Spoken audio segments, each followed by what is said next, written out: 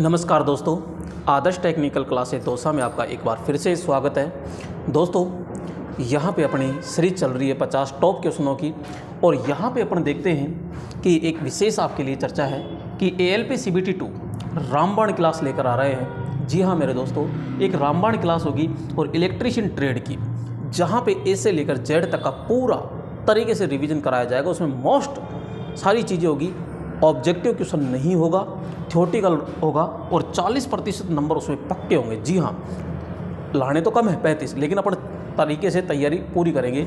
40% नंबरों की क्या करेंगे तैयारी, और मात्र एक ही क्लास में पूरा सॉल्यूशन हो जाएगा। दोस्तों ये चीज़ है, तो आप क्या कीजिएगा, इस वीडियो को आराम से 4 से 5 बार देखिएगा। और ये जो क्लास है ये आपकी 12 तारीख प्रातः 6 बजे आएगी। कितने बजे आएगी?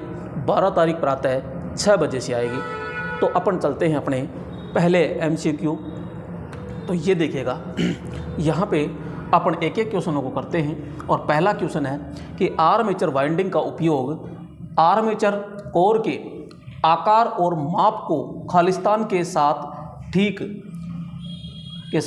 करने के लिए किया जाता है।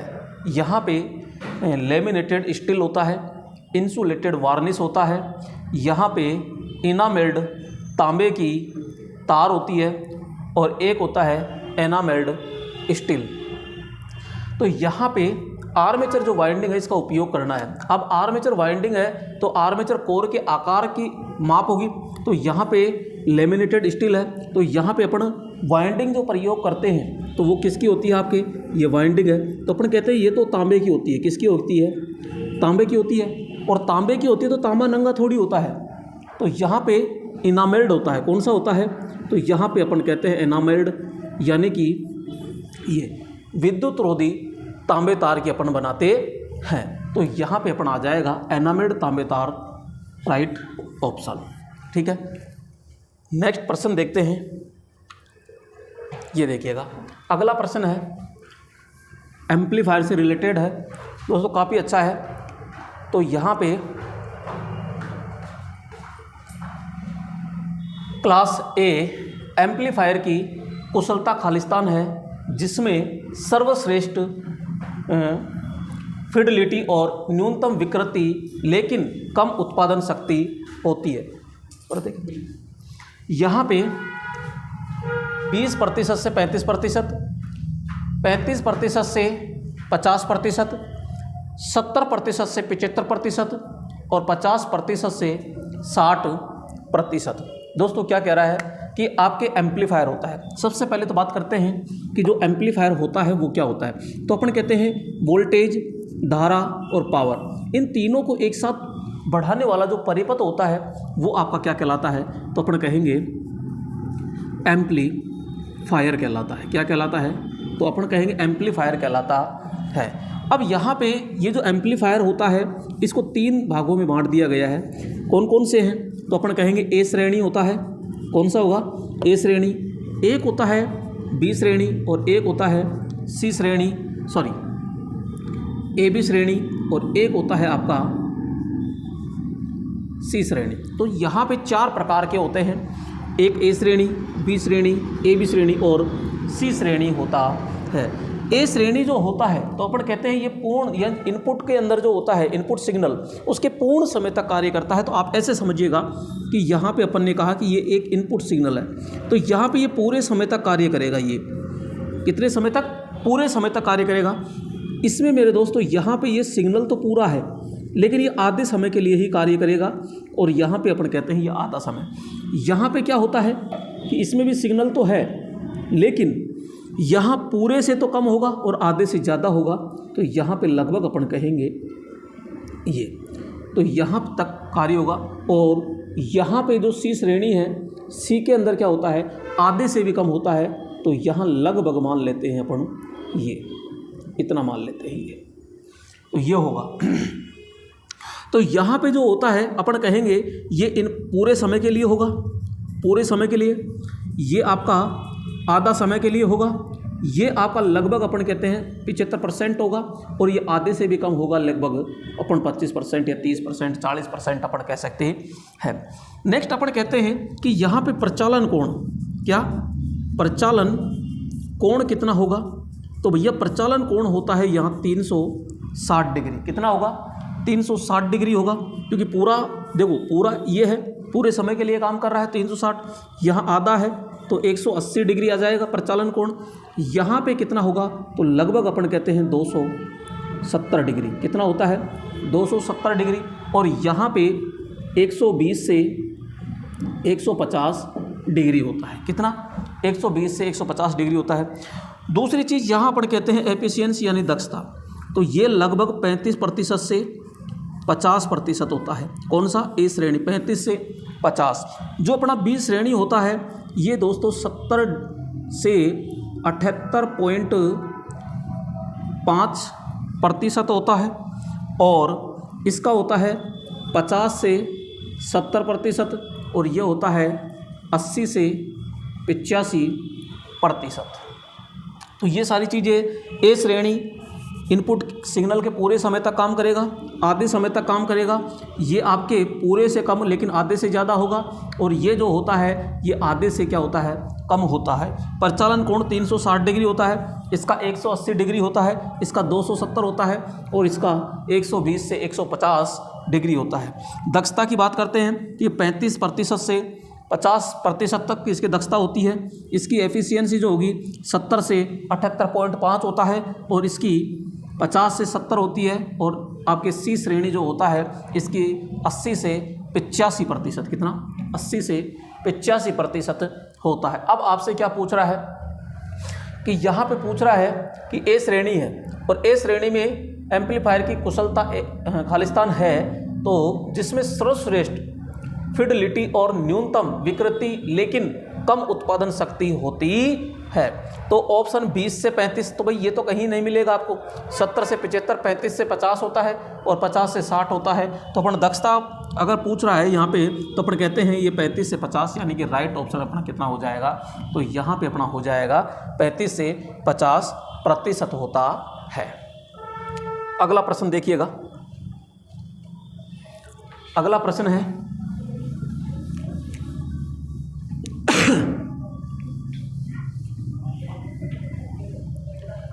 ये देखिएगा, स्ट्रेसिस मोटर का रोटर किससे बना होता है? दोस्तों मोटर होती है अपने स्ट्रेसिस, और स्ट्रेसिस जो मोटर होती है इसका जो रोटर होता है, इस रोटर में मेरे दोस्तों दांते यानी इसके अंदर वाइंडिंग या फिर दांते नहीं होते हैं, यानी कि इसमें किसी प्रकार का दांते नहीं होता। और ये जो होता है ये अनुचुंबकित पदार्थ जो होता है उसका बनाया जाता है। तो यहाँ क्रोमियम स्टील का अपन कहते हैं, क्रोमियम स्टील, तो क्रोमियम स्टील का बना होता है। इससे आवाज़ बिल्कुल नहीं आती है। इसका उपयोग जो है ध्वनि से संबंधित उपकरण होते हैं, टैप रिकॉर्डर होता है, ठीक है, तो टैप रिकॉर्डर है, रेडियो आदि के अंदर अपन प्रयोग करते हैं। तो राइट ऑप्शन क्या हो जाएगा इसमें? क्रोम स्टील से इसका रोटर बना होता है, और इसकी जो गति होती है वो तुल्यकाली गति होती है। यहाँ पे तो यहाँ गति है वो सिंक्रोनस, तो गति कौन सी है? सिंक्रोनस, यानी स्थिर गति होती है, और ये सिंक्रोनस गति पे कार्य करती है। नेक्स्ट है अगला प्रश्न, और अगला प्रश्न देखते हैं। तो ये देखिएगा अगला प्रश्न, अस्थायी वायरिंग के लिए निम्न में से सर्वश्रेष्ठ पद्धति कौन सी है? दोस्तों वायरिंग, अगर वायरिंग की बात करते हैं तो वायरिंग दो प्रकार की होती है। एक आपके अस्थायी होती है, अस्थायी वायरिंग होती है, और एक होती है आपके स्थायी वायरिंग। यहाँ पे जो अस्थायी होती है ये आपके एक तो होती है क्लिट, कौन सी होती है? क्लिट वायरिंग, और एक होती है फ्लेक्सिबल,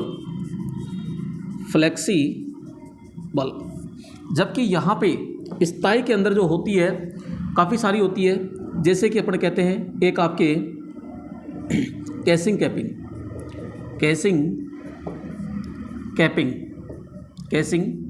कैपिंग, एक जैसे कि आपके TRS यानी CTC कह दीजिए,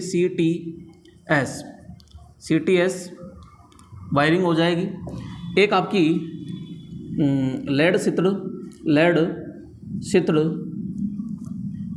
केबल वायरिंग हो जाएगी।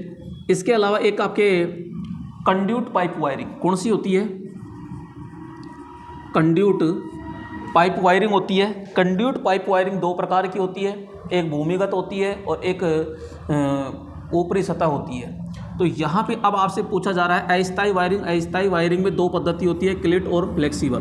तो भैया जो सर्वश्रेष्ठ होती है तो यहाँ पे क्लिट अपन प्रयोग करते हैं। और क्लिट किसके बने होते हैं? तो अपन कहते हैं चीनी मिट्टी के बने होते हैं, चीनी मिट्टी यानी कि पोर्सिलेन के बने होते हैं। और ये एक प्रकार से स्थायी होती है, यानी इस क्लिट का प्रयोग करके और अपन स्थायी रूप से प्रयोग कर सकते हैं। लेकिन ये कौन सी वायरिंग होती है? आपकी अस्थायी वायरिंग होती है, कम समय के लिए लगाए जाते हैं। तो ये क्लिटों के ऊपर लगती है, जो दीवार पर लगाए जाते हैं क्लिट को। जबकि फ्लेक्सिबल में क्या होता है, तार उखड़े रहते हैं, बिखरे रहते हैं, अस्थायी रहते हैं, झूलते रहते हैं, तो ये दिखती भी अच्छी नहीं है। तो यहाँ पे अपन क्या करेंगे, क्लिट वायरिंग प्रयोग करते हैं। जबकि यहाँ पे तीनों कैब ट्राई सिथड़ और एक टफ रबर सिथड़ वायरिंग और एक कैसिंग कैपिंग जो वायरिंग होती है, ये तीनों ही आपकी स्थायी वायरिंग के अंदर आती है। अगला प्रश्न, अगला प्रश्न देखिएगा। अगला प्रश्न है, तो दोस्तों एक क्वेश्चन लगभग इससे रिलेटेड आता ही आता है। मैं बार बार ये कह रहा हूँ कि आपको इसको मान याद करने ही पड़ेंगे। 3 HWG के व्यास का तुल्यांकी मान कितना होता है? तो अपन को ये पता होना चाहिए कि एक जीरो होता है, 1 2 3 4 5, यहाँ तक अपन को भाई अच्छे से याद होना चाहिए। तो यहाँ अपन नॉर्मल कहते हैं कि जैसे 8.230 होता है, एक का होता है 7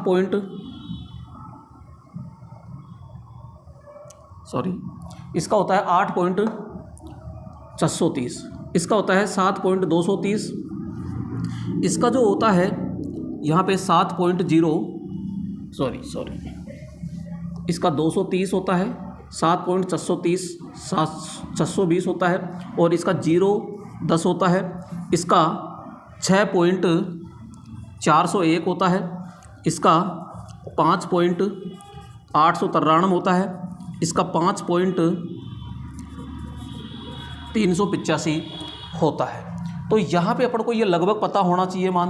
अब आपसे 3 का पूछा है, तो 3 का होता है 6.401, तो 6.401 लगभग 6.401 एक ऑप्शन है, ये अपना राइट ऑप्शन हो जाएगा यहाँ पे, डी ऑप्शन। और तार का जो SWG है और ये जो अपन ने मापा है ये mm के अंदर होता है, और ये किस में है, SWG के अंदर होता है। अगला पॉइंट देखिएगा ये, तो अगला पॉइंट है ये दोस्तों, यहाँ पे एक एक क्वेश्चन है जो आए हुए एग्जाम में है, और यहाँ अपन जो कर रहे हैं पूरा एनालिसिस करके कर रहे हैं। तो आपको अच्छे से समझ में आ रहा होगा, तो कमेंट करके ज़रूर बताएं आपको क्लास कैसी लग रही है। विद्युत लाइन में स्विच कौन से तार पर लगाया जाता है? तो दोस्तों जो स्विच होता है, जैसे कि अपन कहते हैं कि ये हमारा कोई परिपथ है, ये लो यहाँ पे, और ये अपनी सप्लाई सोर्स है, तो ये तो सप्लाई सोर्स है और ये प्लस है, ये माइनस है। अब इस लैंप को मुझे कंट्रोल करना है, तो भैया इसको फेज तार के श्रेणी क्रम में क्या लगाया जाता है, एक स्विच लगाया जाता है। क्या लगाएंगे यहाँ पे, तो अपन कहते हैं स्विच। यदि यहाँ पे ये स्विच लगाया जाता है और मैं ये कहूँ कि मुझे इस परिपथ की सुरक्षा के लिए एक फ्यूज लगाना है, तो मेरे दोस्तों फ्यूज भी कहाँ लगेगा, श्रेणी क्रम में लगाया जाता है। तो यहाँ पे फेज हो गया, न्यूट्रल, अर्थ और नहीं लगाया जाता है। तो यहाँ पे अपन सीधा सा कहेंगे फेज तार के श्रेणी क्रम में क्या लगाया जाता है, स्विच लगाया जाता है। अगला प्रश्न, अगला प्रश्न देखिएगा। अगला प्रश्न आता है आपका, नो लोड पर सीरीज मोटर की चाल कितनी होती है?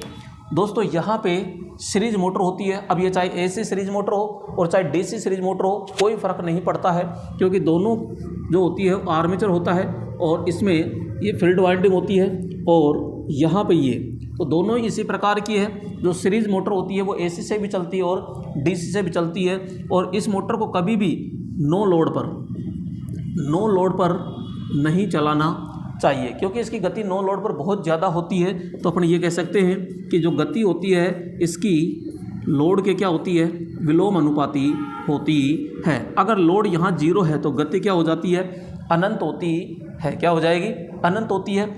यहाँ पे अगर AC सीरीज मोटर है तो गति हो जाती है इसकी 3000 आरपीएम से लेकर कितनी 14,000 आरपीएम तक। तो यहाँ पे अपन कहते हैं कि नो लोड के लिए कह रहा है और सीरीज मोटर है, सीरीज मोटर है तो यहाँ पे लोड शून्य है तो गति क्या हो जाएगी, अनंत हो जाएगी। तो यहाँ राइट ऑप्शन होगा, कभी भी नो लोड पर नहीं चलाना चाहिए इसको ना। अगला प्रश्न देखिएगा, अगला प्रश्न है तो विद्युत धारा प्रवाह के लिए तैयार किया गया बंद एवं पूर्ण मार्ग क्या कहलाता है। मेरे दोस्तों नॉर्मल अपन समझ रहे हैं, ये देखिएगा यहाँ पे मैंने एक परिपथ तैयार किया और ये क्या कह रहा है कि यहाँ जैसे सप्लाई दी और ये बोलो चारों तरफ से बंद है कि नहीं है तो यहाँ से विद्युत धारा इधर गई इधर गई इधर गई हो, ठीक है। तो यहाँ पे अपन ये कहते हैं कि ये सप्लाई जब दी जा रही है तो यहाँ पे अब इसमें जा रही है तो ये पूरा क्या कहलाएगा, तो ये कहलाता है आपका परिपथ। क्या कहलाएगा, परिपथ। तो परिपथ में मेरे दोस्तों क्या क्या लगा होता है, तो परिपथ में देखो एक तो होता है सप्लाई सोर्स, सप्लाई सोर्स लगा होता है ये। अब ये यहाँ पे जो सप्लाई सोर्स है, एक यहाँ पे इसको कंट्रोल करने के लिए अपन कहते हैं ये स्विच भी लगा होता है। तो यहाँ नियंत्रण, क्या नियंत्रण युक्ति होती है। दूसरा अपन कहते हैं सुरक्षा के लिए यहाँ फ्यूज भी लगाया जाता है, तो यहाँ पे अपन कहेंगे सुरक्षा युक्ति। कौन सी युक्ति, सुरक्षा युक्ति। यहाँ उपभोक्ता युक्ति होती है जिसको आवश्यकता होती है अपन को, उपभोक्ता, तो यहाँ पे उपभोक्ता युक्ति होती है। और उपभोक्ता युक्ति तक सप्लाई पहुँचाने के लिए क्या होनी चाहिए, चालक युक्ति होनी चाहिए। तो यहाँ पे क्या क्या होना चाहिए, तो अपन कहेंगे सप्लाई सोर्स होना चाहिए, सुरक्षा युक्ति होनी चाहिए, नियंत्रण युक्ति होनी चाहिए, उपभोक्ता युक्ति होनी चाहिए और चालक युक्ति होनी चाहिए। क्वेश्चन ये पूछा जाता है कि ये जो परिपथ है इसमें सबसे कमज़ोर कौन सा भाग होता है, तो अपन कहते हैं कि जो हमने फ्यूज लगाया है ये फ्यूज क्या है, सबसे कमज़ोर भाग होता है, सबसे कमज़ोर भाग होता है। तो यहाँ राइट ऑप्शन क्या हो जाएगा, तो विद्युत धारा प्रवाह के लिए तैयार किया गया बंद एवं पूर्ण मार्ग क्या होता है, भाई बंद भी है और पूरा मार्ग है तो वो आपका क्या कहलाता है, यहाँ परिपथ कहलाता है।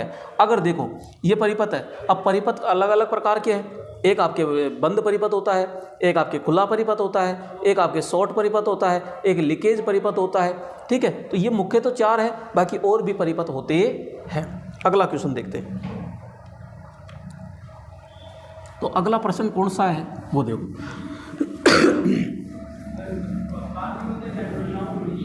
तो यहाँ पे अगला जो परिपथ है वो अगला क्वेश्चन है, एक मरकरी वेपर लैंप खालिस्तान से भरा होता है। तो दोस्तों जो मरकरी वेपर लैंप होता है उसमें क्या भरा होता है, निर्वात गैस, मरकरी पारावाष्प यानी पारा वेपर और सोडियम वेपर। तो यहाँ पे जो मरकरी वेपर लैंप होता है उसके अंदर मरकरी यानी कि पारावाष्प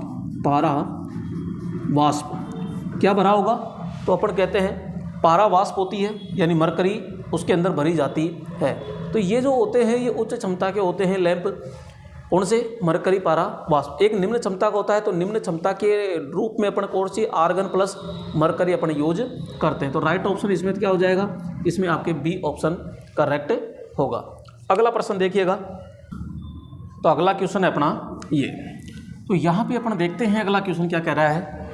तो यहाँ मोटर कन्वर्टर सेट एक मोटर और एक जनरेटर में बनाया गया है, समग्र उपकरण है जिसे खालिस्तान युग्मित या कपल किया जाता है। क्वेश्चन ये कह रहा है कि भाई एक कन्वर्टर है, मोटर कन्वर्टर सेट है, जिसमें ये तो है अपनी जैसे कि मोटर, ठीक है, यहाँ पे ये मोटर है और यहाँ पे कहा गया है कि ये जनरेटर है और ये है। तो इन दोनों की शाफ्ट है वो शाफ्ट किसके द्वारा जोड़ी गई है, तो यहाँ पे अपन कहते हैं कि यांत्रिक तरीके से कपल किया गया है, विद्युतीय और चुंबकीय तरीके से कपल किया गया है, चुंबकीय तरीके से कपल, विद्युत और यांत्रिक तरीके से। तो दोस्तों यहाँ पे सॉरी विद्युत और यांत्रिक और विद्युत और चुंबक, ये अलग अलग है, कोई दिक्कत नहीं है। तो यहाँ पे आप खुद देखिएगा, यहाँ दोनों है, ये मोटर है और ये अपन ने कहा जनरेटर है। तो यहाँ दोनों की शाफ्ट है वो कपलिंग की गई है। तो किस तरीके से, तो नॉर्मल अपन ने कोई विद्युत नहीं दी, कोई चुंबक नहीं दिया, तो यहाँ पे कौन सा ऑप्शन होगा अपना, यांत्रिक तरीके से कपल किया गया है। तो यहाँ कपलिंग द्वारा इसको क्या किया गया है, जोड़ा गया है। आपसे क्वेश्चन ऐसे भी पूछा जा सकता है कि विद्युत और चुंबकीय तरीके से किस दो वाइंडिंग को या किस वाइंडिंग को जोड़ा गया है। तो दोस्तों यहाँ पे जो हमारा ऑटो ट्रांसफॉर्मर होता है उसमें वाइंडिंग होती है। तो दोनों वाइंडिंग यहाँ पे, क्योंकि वाइंडिंग तो एक ही होती है लेकिन इस प्रकार से, तो यहाँ पे ये सेकेंडरी है और ये प्राइमरी।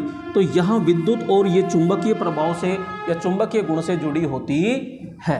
ठीक है, तो राइट ऑप्शन क्या हो गया, ए ऑप्शन होता है। अगला प्रश्न देखिएगा यहाँ पे। तो अगला प्रश्न है आरएमएस और एसी के औसत मूल्य के अनुपात को कहा जाता है।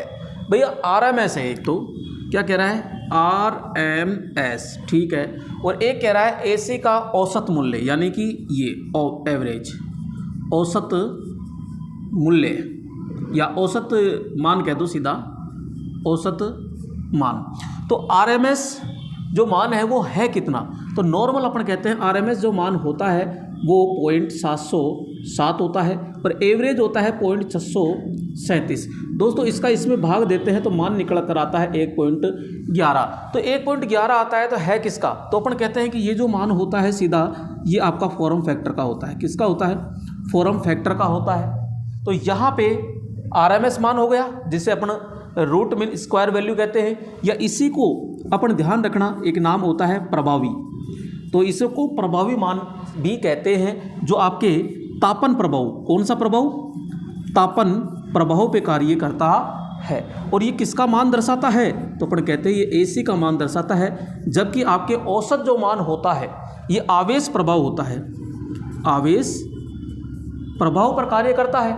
और यहाँ पे ये किसका मान दर्शाता है, तो ये डीसी के जितने भी मापक यंत्र होते हैं वो औसत मान ही दर्शाते हैं। ठीक है, तो यहाँ पे आरएमएस मान हो गया, ये तो हो गया आरएमएस मान और ये हो गया अपना औसत मान। तो ये क्या कहलाता है, आरएमएस और औसत का अनुपात क्या कहलाएगा आपका, फॉर्म फैक्टर कहलाता है। तो राइट ऑप्शन क्या हो जाएगा आपका, ए ऑप्शन होता है।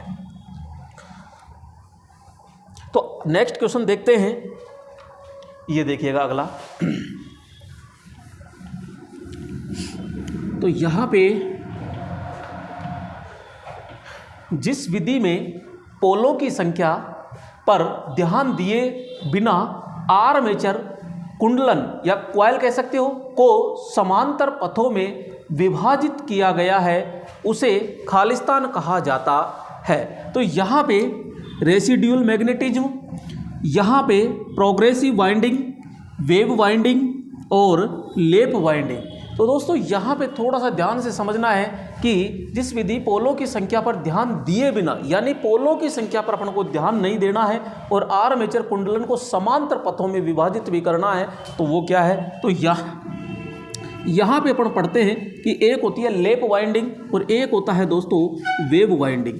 लेप वाइंडिंग और वेव वाइंडिंग जब होती है तो यहाँ पे जो हमारी क्वाइल होती है एक के ऊपर एक चढ़कर के तैयार होती है, जबकि वेव वाइंडिंग जो होती है एक के बाद एक आगे बढ़ते हुए क्रम में स्थापित की जाती है। इसमें जो समांतर पथ होते हैं वो पोल पर डिपेंड करते हैं, जितने पोल होंगे उतने ही समांतर पथ होते हैं। जबकि वेव वाइंडिंग में जो हमारे समांतर पथ होते हैं ये फिक्स होता है, ये पोलों की संख्या पर डिपेंड नहीं करता है। जो वेव वाइंडिंग होती है, अब देखो लेप और वेव दो है, तो यहाँ दोनों में ही चार चार प्रकार होते हैं। एक होता है आपका सिंप्लेक्स, एक होता है ड्यूप्लेक्स, एक होता है ट्रिप्लेक्स और एक होता है क्वाड्रुप्लेक्स। तो यहाँ पे ये प्रकार भी चलते हैं, लेकिन आपसे सीधा कहा गया है कि पोलों की संख्या पर ध्यान दिए बिना। तो भैया पोल तो इसमें नहीं है ना, तो यहाँ पे और इसको विभाजित भी कर रहे हैं, तो यहाँ पे ए बराबर कितना आ जाएगा, 2 होता है। तो कौन सी वाइंडिंग होगी, तो अपन सीधा कहेंगे वो वेव वाइंडिंग होती है। तो वेव वाइंडिंग ध्यान रखना, ये कौन सी वाइंडिंग होती है, तो अपन कहते हैं ये आपकी श्रेणी वाइंडिंग होती है और ये आपकी समांतर वाइंडिंग होती है। कौन सी वाइंडिंग, समांतर वाइंडिंग होती है। वेव वाइंडिंग जो होती है इसमें धारा निम्न होती है और वोल्टेज अधिक होता है, जबकि लेप वाइंडिंग में वोल्टेज निम्न होता है और धारा का मान क्या होता है, उच्च होता है। ये बहुत ही इंपॉर्टेंट है, बार बार क्वेश्चन पूछा जाता है। तो अब देखिएगा यहाँ अगला प्रश्न अपन देखते हैं, और ये लीजिए अगला प्रश्न। तो दोस्तों इसका कमेंट जल्दी से कीजिएगा, राइट ऑप्शन क्या होगा। देखते हैं आप कितना जल्दी आंसर दे पाते हैं। तो यहाँ है EHV यानी एक्स्ट्रा हाई वोल्टेज सिरोपरि संचरण लाइन में भू तार उपलब्ध कराया जाता है ताकि लाइन की निम्न से रक्षा की जा सके। दोस्तों साफ कह रहा है कि एक्स्ट्रा हाई वोल्टेज लाइन है सिरोपरि, और लाइन में भू तार जो उपलब्ध कराया जाता है वो कहा जाता है ताकि लाइन में निम्न की रक्षा कर सके। तो यहाँ नॉर्मली अपन कहते हैं कि जैसे हाई टेंशन लाइन होती है इस प्रकार से ये, और ये पोल होता है। तो यहाँ पे ये जो आपके अर्थिंग तार जाते हैं वो यहाँ जाते हैं, और ये अर्थिंग तार लगाए क्यों गए हैं, तो अपन कहते हैं कोई भी आकाशीय विद्युत होती है वो आकाशीय विद्युत से यहाँ जो हमारी लाइन होती है ये लाइन, ये आकाशीय विद्युत यहाँ नहीं गिरनी चाहिए, इससे पहले ही ये अर्थिंग तार लगा दिए जाते हैं ताकि आकाश से विद्युत इन पे गिरे और सीधी विद्युत को सीधे ज़मीन में भेज सके। तो मेरे दोस्तों ये जो तार होते हैं ये लाइटिंग अरेस्टर का कार्य करते हैं, तड़ित चालक का कार्य करते हैं, जिसे अपन क्या कहते हैं, ए ऑप्शन यानी तड़ित प्रोत्कर्ष कहते हैं। तो यहाँ पे सीधा सा हो जाएगा आपका ए ऑप्शन राइट। आगे देखिएगा अगला प्रश्न है, ये अगला प्रश्न देखिएगा। तो यहाँ पे 14 नंबर है। तो तुल्यकालिक मोटर का निरंतर गति के अतिरिक्त क्या लाभ है। तो यहाँ पे अपन कहते हैं कि जो हमारी तुल्यकालिक मोटर होती है, तुल्यकालिक गति, इसकी जो गति होती है NS बराबर क्या होती है, NR, यानी कि अपन कहते हैं सिंक्रोनस गति जो होती है वो रोटर गति के बिल्कुल बराबर होती है, यानी इसकी गति जो होती है वो नियत होती है। अब ये बात तो वो खुद पर्सन में कह रहा है कि गति निरंतर है, यानी जो गति होती है उसके निरंतर गति के अलावा और क्या कार्य है। तो हमारी जो सिंक्रोनस मोटर होती है ये मेरे दोस्तों आपके इकाई पावर फैक्टर पर, आपके पश्चगामी पावर फैक्टर पर और आपके अग्रगामी पावर फैक्टर, तीनों पावर फैक्टर पर कार्य करती है। इसका अगर कार्य भी पूछा जाए तो अपन कहेंगे जो हमारा पावर फैक्टर होता है उसको बढ़ाने का मेन कार्य इसका होता है। तो ये ध्यान रखिएगा। अब यहाँ पे उच्च पावर फैक्टर, कम पावर फैक्टर, बेहतर दक्षता होती है और कम लागत होती है। तो दोस्तों कम लागत तो पॉसिबल नहीं है, और पावर फैक्टर कम होता नहीं है क्योंकि इसका इकाई पे भी काम करती है, पश्चे पे भी काम करती है और अग्रगामी पे कार्य करती है। सामान्य कंडीशन में ये आपकी इकाई पावर फैक्टर पर कार्य करती है। तो यहाँ बेहतर दक्षता और उच्च पावर फैक्टर, तो अपना राइट ऑप्शन क्या हो जाएगा कि उच्च पावर फैक्टर होता है। तो देखिएगा आगे। तो यहाँ पे अगला प्रश्न क्या है, अगला प्रश्न है 6 बैंड रजिस्टर रंग कोड में निम्नलिखित में से कौन सा बैंड ताप गुणांक प्रदर्शित करता है। दोस्तों यहाँ पे थोड़ा सा ध्यान से समझिएगा। जैसे कि अपन कहते हैं कि यहाँ पे हमारे पास में एक ये प्रतिरोध है, ठीक है, ये है, और इसके सिरे पर यहाँ पे ये 6 बैंड है, 2 3 4 5 और ये 6, और ये सारे अलग अलग कलर के अंदर होते हैं। तो यहाँ पे ये 6 बैंड में से कौन किसको रिप्रेजेंट करता है, तो थोड़ा सा ध्यान से समझिएगा। या मैं एक डाटा लिख देता हूँ ऐसे ही, तो ये देखिएगा इस तरह मैंने लिख दिया इसको। तो ये लो,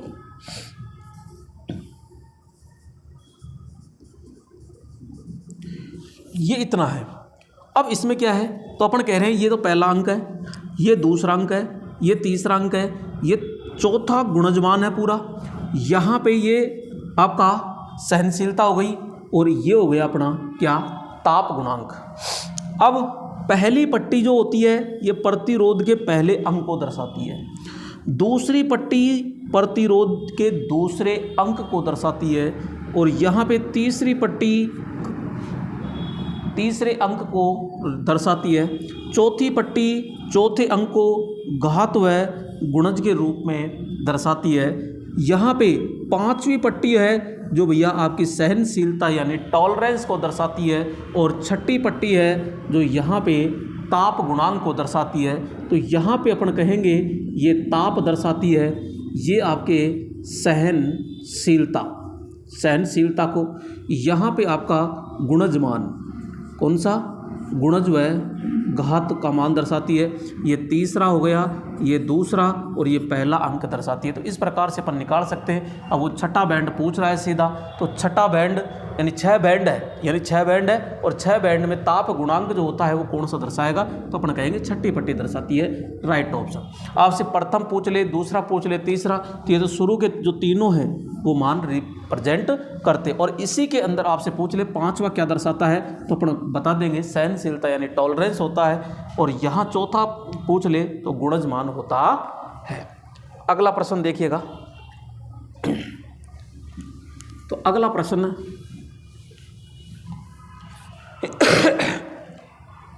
तो यहाँ पे 50 कूलाम आवेश 5 सेकंड की अवधि तक संवाहक में प्रवाहित होने पर धारा का मान क्या होगा।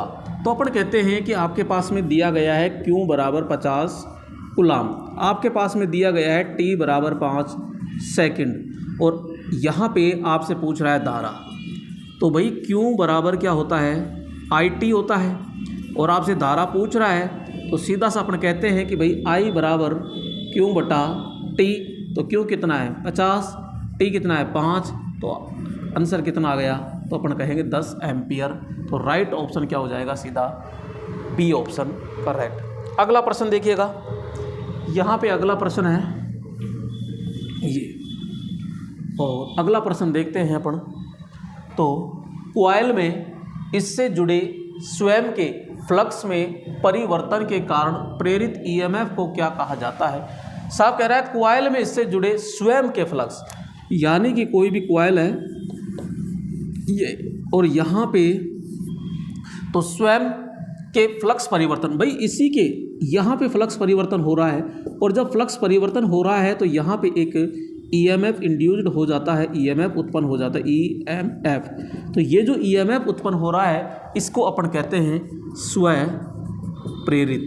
क्या कहते हैं, स्वप्रेरित कहते हैं, स्वप्रेरित ईएमएफ कहते हैं। ये जो स्वप्रेरित ईएमएफ होता है ये सिद्धांत कहाँ यूज होता है, तो अपन कहेंगे ऑटो ट्रांसफॉर्मर जो होता है उसमें स्वप्रेरण क्रिया होती है। क्लियर दोस्तों। तो यहाँ पे अपन कहते हैं, आप देखो तो परस्पर प्रेरित ईएमएफ गतिशील रूप से प्रेरित, स्थितिक रूप से प्रेरित, और यहाँ स्वप्रेरित। तो राइट ऑप्शन क्या हो जाएगा, डी ऑप्शन होगा।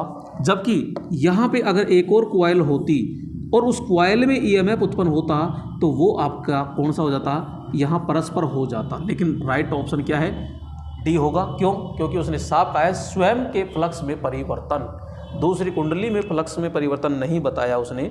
अगला प्रश्न देखिएगा। अगला प्रश्न है ये, तो यहाँ पे 18 नंबर क्वेश्चन, चुंबकीय परिपथ का ईएमएफ विद्युत परिपथ के खालिस्तान के सदृश्य होता है। दोस्तों इसको थोड़ा सा ध्यान से समझना है आपको। क्या है, अपन कह रहे हैं एक तरफ आपके पास में विद्युत परिपथ है, कौन सा है, तो विद्युत परिपथ है, ठीक है, और एक तरफ अपन लेते हैं चुंबकीय परिपथ, चुंबकीय परिपथ। यहाँ पर कहते हैं कि ये जैसे लैंप है और यहाँ पे इस प्रकार से बना दिया परिपथ, और यहाँ पे एक और अपन ले ली। अब यहाँ पे सबसे पहले अपन कहते हैं कि इसमें धारा गुजारनी है। भैया इसमें धारा गुजारनी है तो इसमें क्या गुजरेगा, तो इसमें अपना गुजरता है, यहाँ पे इसमें गुजरेगा, और क्या गुजरेगा, तो यहाँ अपन कहेंगे ये होता है हमारा फ्लक्स। क्या हो जाएगा, चुंबकीय फ्लक्स। तो धारा के समान तो क्या हो जाएगा ये, तो ये दोनों होते हैं, जैसे अपन कह सकते हैं इस तरह बराबर। धारा को प्रवाह करने के लिए किसका प्रयोग किया जाता है, तो धारा को प्रवाह करने के लिए ईएमएफ लगता है। क्या लगता है, ईएमएफ।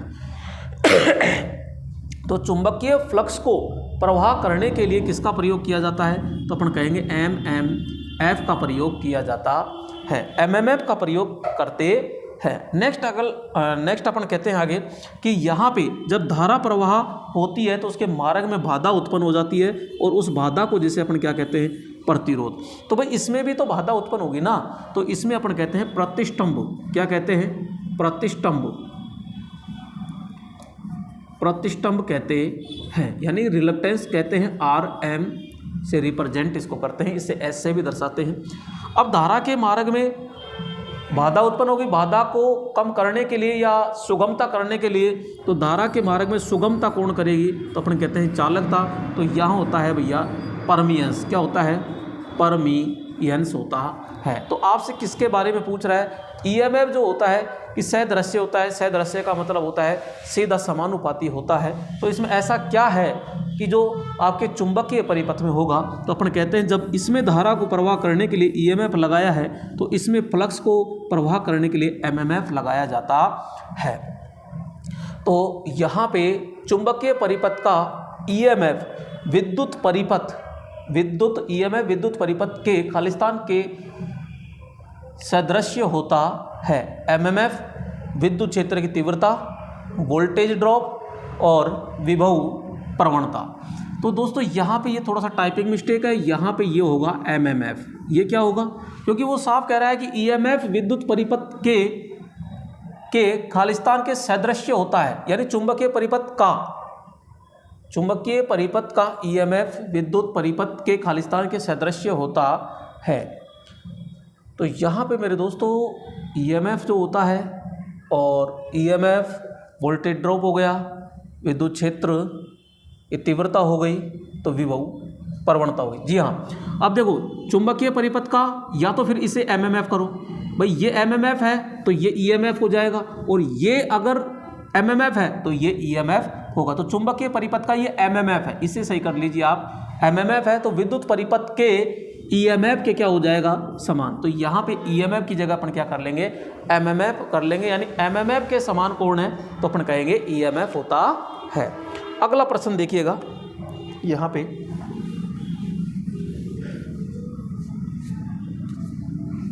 ये देखो अगला प्रश्न, और अगला प्रश्न है कि अस्थायी चुंबकों का इस्तेमाल आमतौर पर खालिस्तान में किया जाता है। तो दोस्तों दो प्रकार के अपने चुंबक होते हैं कि एक होता है प्राकृतिक चुंबक और एक होता है कृत्रिम चुंबक। यहाँ पे जो प्राकृतिक चुंबक होता है इसकी संरचना बेडोल होती है, चुंबकीय गुण कम होता है, जबकि कृत्रिम चुंबक मानव द्वारा निर्मित होते हैं और ये दो प्रकार के होते हैं। एक होता है आपके स्थायी चुंबक और एक होता है यहाँ पे अस्थायी। कौन सा होता है, अस्थायी चुंबक होता है। स्थायी चुंबक किसका बना होता है, तो अपन कहते हैं एल्निक। किसका बना होगा, एल्निक। और यहाँ पे ये किसका बना होता है, तो ये नरम लोहे की छड़ होती है जिसके ऊपर यहाँ पे विद्युत रोधी तांबा तार लपेट कर बनाया जाता है। इसका उपयोग जो है विभिन्न प्रकार की मशीनों में करते हैं। आपके DC जनरेटर है, DC मोटर है, ट्रांसफार्मर, अल्टरनेटर, जनरेटर, सभी के अंदर अपन अस्थायी चुंबक का प्रयोग करते हैं।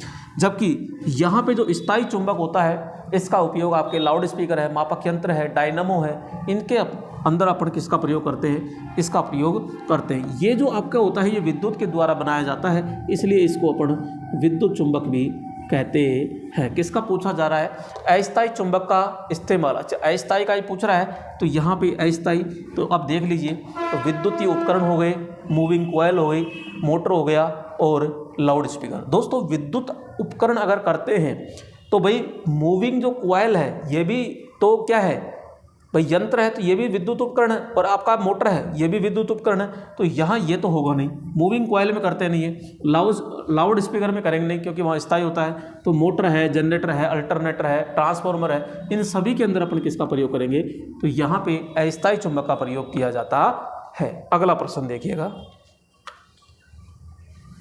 अगला प्रश्न है यहाँ पे कि बैक EMF खालिस्तान भी कहते हैं। दोस्तों बैक EMF कहाँ होता है ये देखिएगा, तो यहाँ पर कहते हैं जैसे कोई कॉयल है, ठीक है, ये कॉयल है और यहाँ पे अपन इसको सप्लाई देते हैं, यहाँ पे EMF आया और ये EMF कौन सा होगा, तो अपन कहेंगे आरोपित EMF होता है।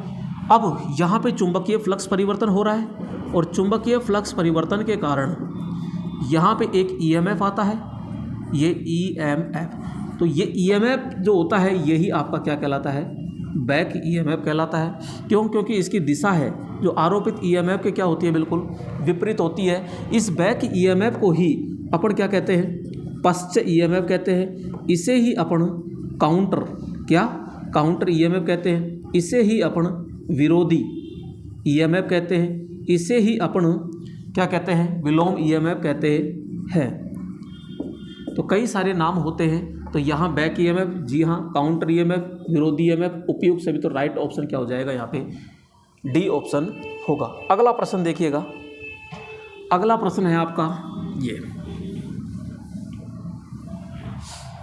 और यहाँ पे अपन देखते हैं कि डीसी मोटर का पश्च ईएमएफ निम्न पर निर्भर करता है। तो डीसी मोटर का जो बैक ईएमएफ होता है भाई, यहाँ अपन कहते हैं ई बी बराबर 5ZNP/60A। तो भैया किस किस पर डिपेंड कर रहा है, तो अपन कहते हैं कि जो हमारा बैक ईएमएफ है चुंबकीय फ्लक्स पर डिपेंड कर रहा है, ठीक है, चालकों की संख्या पर डिपेंड कर रहा है, घूर्णन गति पे भी करता है, पोलों की सभी पे भी, पोलों की संख्या पर भी करता है, और आपके इस पर भी डिपेंड करता है, आर्मेचर चालकों की संख्या, ठीक है, ये हो गया, मोटर की चाल इस पे भी होता है, और चुंबकीय क्षेत्र सामर्थ्य यानी कि ये, तो इन तीनों पे करता है। इसका मतलब उपयोग सभी। राइट ऑप्शन क्या हो जाएगा यहाँ पे, बी ऑप्शन होता है। अगला प्रश्न देखिएगा।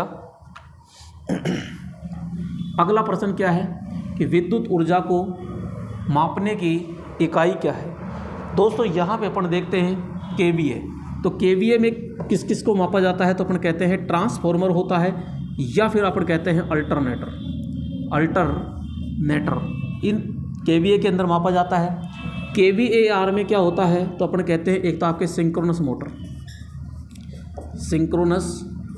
मोटर होती है, एक जैसे कि अपन बात करते हैं कैपेसिटर, और दूसरा जैसे कि अपन बात करते हैं एक आपके प्रतिघाती जो शक्ति होती है यानी रिएक्टिव पावर, वो यहाँ पे ये KWH होता है, ये आपके ऊर्जा मीटर होता है। क्या होता है, ऊर्जा मीटर। किलोवाट होता है तो अपन कहते हैं कि मोटर या फिर जनरेटर। तो यहाँ पहली प्राथमिकता जनरेटर है, और यहाँ पे फिर मोटर को तो अपन क्या कहते हैं, HP ऑप्शन नहीं आता है तो अपन वो करते हैं। तो विद्युत ऊर्जा किस में मापी जाती है, तो ऊर्जा मीटर में, और उसको किस में आएगा, तो यहाँ सी ऑप्शन क्या हो जाएगा, राइट ऑप्शन होता है। हाँ जी, अगला प्रश्न देखिएगा, और अगला प्रश्न है आपके ये, तो आपसे क्वेश्चन पूछा जा रहा है कि टर्बो अल्टरनेटर में सामान्यतः होता है। तो दोस्तों यहाँ पे अल्टरनेटर होता है। अल्टरनेटर में दो प्रकार के रोटर प्रयोग करते हैं। तो एक होता है आपके सिलेंड्रिकल, कौन सा होता है, सिलेंड्रिकल, और एक होता है आपके समुन्नत यानी सैलिएंट प्रकार, समुन्नत ध्रुव रोटर। अब ये जो सिलेंड्रिकल होता है इसी को ही अपन क्या कहते हैं, टर्बो अल्टरनेटर कहते हैं। क्या कहते हैं, टर्बो अल्टरनेटर कहते हैं। और इसमें जो पोलों की संख्या होती है वो 2 या फिर 4 होती है, जबकि इसमें 6 से 40 पोल होते हैं। इसकी गति क्या होती है, ज़्यादा होती है, इसकी गति क्या होती है, कम होती है। इसका यांत्रिक संतुलन अच्छा होता है, जबकि इसका यांत्रिक संतुलन क्या होता है, खराब होता है।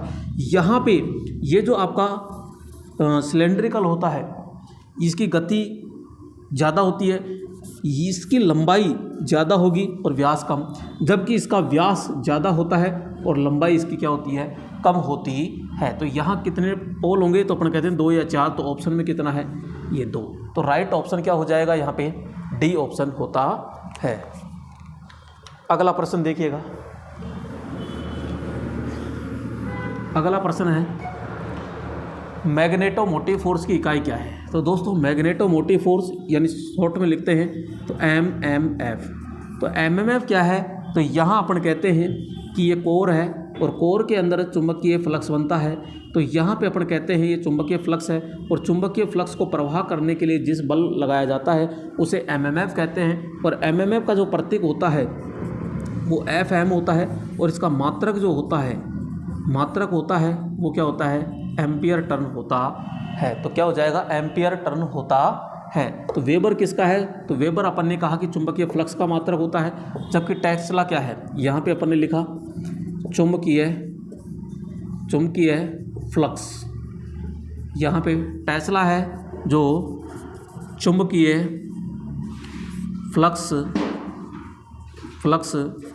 घनत्व का मात्रक होता है। एम्पियर टर्न हो ही गया कि एम्पियर टर्न इसका होता है रिलक्टेंस। तो यहाँ पे रिलक्टेंस जो होता है, रिलक्टेंस गुण है, ये मात्रक नहीं है, और इसको अपन कहते हैं प्रतिष्ठंभ। क्या कहते हैं, प्रतिष्ठंभ, जबकि इसका मात्रक जो होता है वो एम्पियर टर्न प्रति वेबर होता है। तो अपना राइट ऑप्शन क्या है कि मैग्नेटोमोटिव फोर्स की इकाई क्या है, तो अपन कहेंगे एम्पियर टर्न। बी ऑप्शन क्या हो जाएगा, राइट होगा। अगला प्रश्न क्या है, तो वो देखिएगा। अगला प्रश्न अपना है ये 25 नंबर। तो फ्लक्स घनत्व एवं चुंबकीय बल के मध्य का ग्राफ क्या कहलाता है। दोस्तों चुंबकीय फ्लक्स घनत्व मात्रक यानी कि बी, ये सॉरी प्रतीक आ जाता है बी, और चुंबकन जो बल होता है, ये बल होता है आपका क्या, एच। क्या होता है, एच। इन दोनों के मध्य जो ग्राफ होता है वो क्या होता है, तो अपन कहते हैं नॉर्मली ये, तो ये होता है आपका बी और ये होता है एच यहाँ पे। अब जैसे इसको बढ़ाते हैं यूँ, और एक कंडीशन ऐसी आ जाती है कि चुंबकन बल तो बढ़ता है लेकिन वहाँ पे चुंबकीय फ्लक्स घनत्व तो नहीं बढ़ पाता है। तो इस पॉइंट को अपन कहते हैं सैचुरेशन। क्या कहेंगे, सैचुरेशन। ये हो गया सैचुरेशन। क्या हो जाएगा, सैचुरेशन। तो यहाँ पे फिर वापस अपन आते हैं, तो यहाँ पे आपका ये जो H है यानी चुंबकन बल तो क्या हो गया, जीरो हो गया, लेकिन ये आपका चुंबकीय फ्लक्स घनत्व ये जीरो नहीं होता है। क्यों नहीं होता है, तो अपन ने नॉर्मली ये कहा है कि ये किसी भी कोर पर चुंबकीय फ्लक्स बनाना है तो यहाँ पे ये विद्युत चुंबक हो गया, जैसे सप्लाई दिए चुंबक बन गया, लेकिन सप्लाई बंद कर देते हैं तो इसमें कुछ न कुछ गुण रह जाता है जिसे अपन कहते हैं अवशिष्ट चुंबकत्व। तो ये जो होगा ये आपका कहलाएगा अवशिष्ट चुंबकत्व। क्या कहलाएगा, अवशिष्ट चुंबकत्व। अब यहाँ इसको समाप्त करने के लिए एक और बल लगाया जाता है, तो यहाँ से यहाँ तक जो बल होता है वो आपका कहलाता है क्या, कोरेसिव फोर्स यानी निग्रह बल। तो अपन क्या कहेंगे, निग्रह बल होता है।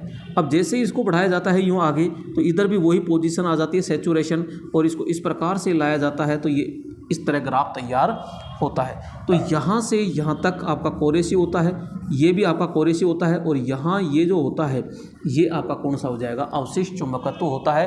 तो यहाँ बी और एच के मध्य जो बनता है इसे अपन बी एच वक्र कहते हैं। क्या कहेंगे, बी एच वक्र कहते हैं। इसमें जो आपका बी है यानी चुंबकन फ्लक्स घनत्व होता है, ये चुंबकन बल, देखो चुंबकीय फ्लक्स घनत्व जो होता है वो चुंबकन बल से पिछड़ने का स्वभाव रखता है। तो राइट ऑप्शन क्या हो जाएगा आपके, यहाँ पे ए ऑप्शन करेक्ट होता है। अगला प्रश्न देखते हैं, और यहाँ पे अगला प्रश्न है 26 नंबर। और 26 नंबर में क्या कह रहा है भाई, तो अपन कह रहे हैं कि ट्रांसफॉर्मर कोर को लेमिनेटेड करते हैं। भाई ट्रांसफॉर्मर कोर होती है उसको लेमिनेटेड करते हैं, बिल्कुल सही बात है। तो यहाँ अपन कहते हैं ये जैसे कि आपकी कोर है, ये आपकी क्या है, कोर है ये, ठीक है। ताम्र हानि को कम करने के लिए, कोर हानियों को कम करने के लिए, और एडी धारा हानियों को कम करने के लिए, और इनमें से कोई नहीं। तो दोस्तों यहाँ पे ये कोर है, और इस कोर में जो हानि होती है उसे कहते हैं लोह हानि। क्या कहते हैं, लोह हानि। और ये दो प्रकार की होती है, एक होती है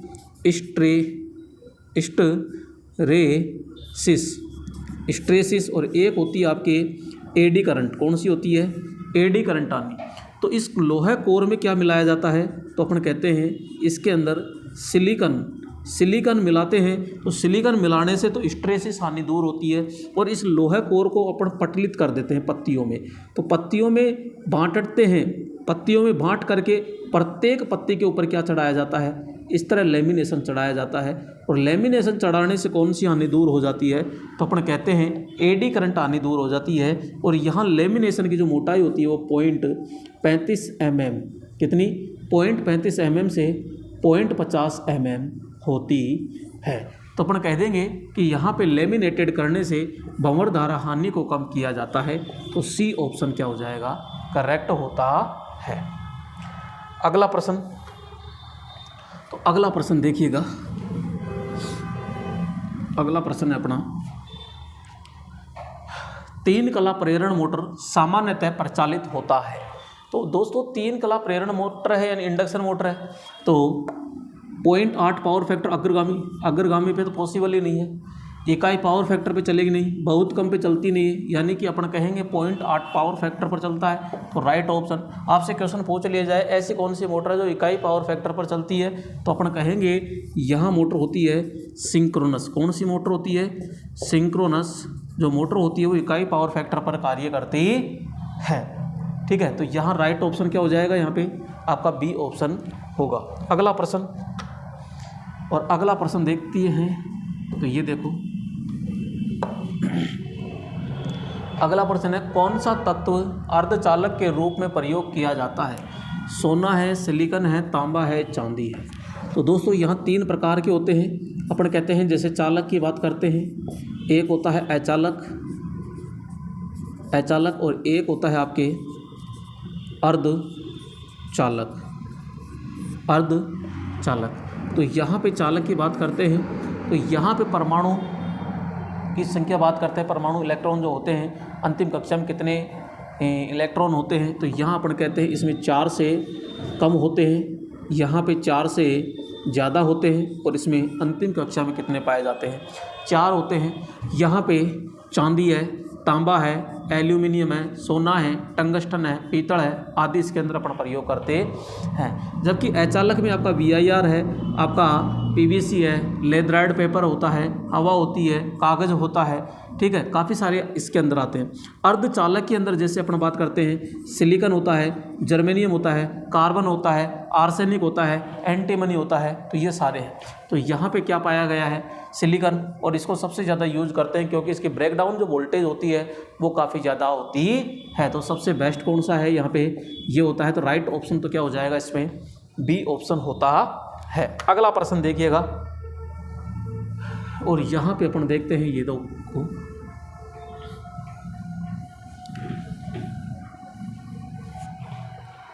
तो यहाँ अपन कहते हैं यदि फ्लक्स बढ़ाया जाता है तो DC शंट मोटर की गति के साथ साथ क्या होता है। तो दोस्तों यहाँ पे अपन कहते हैं कि देखो EB बराबर 5ZNP अपोन में 60A, ये है फॉर्मूला अपने पास में। तो यहाँ पे अपन ये कहते हैं कि देखो 60 इसमें कांस्टेंट है, पोल की संख्या बिल्कुल फिक्स रहती है, यहाँ पे Z यानी चालकों की संख्या फिक्स है, और इसमें A भी अपना क्या होता है, तो अपन कहते हैं कि ये तो क्या है भाई, नियतांक, कांस्टेंट है ये तो। जबकि वेरिएबल क्या है, यानी कि यहाँ पे अपन कहते हैं कि देखो चुंबकीय फ्लक्स ये कम ज़्यादा होता रहता है, जबकि यहाँ पे एक है N, कौन है N, तो यहाँ पे अपन ये कहते हैं। अब अपन को तो गति से मतलब है, तो गति निकालिएगा, तो गति निकालते हैं तो फ्लक्स तो कहाँ जाता है, नीचे, जबकि बैक EMF कहाँ आता है, ऊपर। तो ये तो अपन कह देंगे गति को कम ज़्यादा करना है तो बैक EMF का सहारा लीजिए या फिर फ्लक्स का सहारा लीजिए। तो यदि फ्लक्स बढ़ाया जाता है तो DC शंट की गति क्या हो जाती है। तो DC शंट मोटर में देखो आपसे कह रहा है कि फ्लक्स बढ़ाया जाता है, भैया फ्लक्स बढ़ाएंगे, क्या बढ़ाएंगे, अगर फ्लक्स बढ़ाया जाता है तो गति क्या हो जाएगी, घट जाती है, बढ़ोतरी होती है, उतार चढ़ाव होता है, कमी होती है या स्थिर होती है। तो दोस्तों फ्लक्स पे तो बिल्कुल क्या है, विलोम अनुपाती है, और फ्लक्स बढ़ाया जाता है तो गति तो क्या होगी, कम हो जाती है। वैसे इसकी गति जो है, अगर लोड की बात करता कि लोड कम ज़्यादा करते हैं तो गति पर क्या प्रभाव पड़ता है, तो इसकी गति बिल्कुल नियत होती है, और इसकी गति होती है ये, तो हल्की सी 2 से 3% घटती है। बाकी अपन कहेंगे कि 95 से 98% क्या होती है, इसकी गति नियत होती है। और इसको हमेशा हमेशा नो लोड पर चलाया जाता है। कौन सी मोटर को? यहाँ पे शंट मोटर होती है, इसको हमेशा नो लोड पर चलाया जाता है। दूसरी चीज़ गति क्या होती है इसकी गति क्या होती है? नियत होती है। ठीक है, तो राइट ऑप्शन क्या हो जाएगा? बी ऑप्शन होता है। अगला प्रश्न है और यहाँ पे 30 नंबर क्वेश्चन है आपका, और तो देखते हैं प्रश्न क्या कह रहा है। प्रश्न कह रहा है कि सेलों के श्रेणी क्रम में जोड़ने का मूल उद्देश्य क्या है। दोस्तों यहाँ पे ये एक सेल है, एक सेल ये है, एक सेल ये है, एक सेल ये है। ये कौन सा संयोजन है? तो अपन कहते हैं श्रेणी क्रम। तो ये 2 वोल्ट 2 वोल्ट 2 वोल्ट 2 वोल्ट मान लेते हैं। तो यहाँ पे भैया श्रेणी क्रम में अगर जोड़ते हैं तो यहाँ पे आपका वोल्टेज क्या हो जाता है? जुड़ जाता है। तो अपन कहेंगे कि यहाँ पे जो आपका वोल्टेज है, वोल्टेज बढ़ाने के लिए कौन सा संयोजन होगा? तो अपन कहेंगे श्रेणी क्रम। जबकि मेरे दोस्तों समांतर क्रम में क्या होगा?